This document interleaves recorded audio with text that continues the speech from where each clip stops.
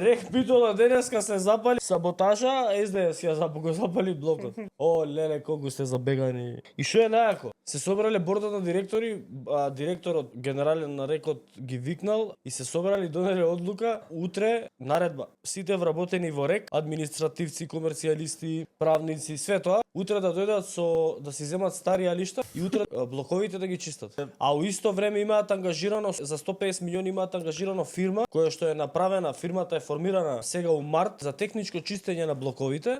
Се бара да има 330 вработени, а фирмата има 0. Дури и основачот и управител на фирмата не е вработен во фирмата. Да, инаку основачот и управителот на фирмата е молер по професија.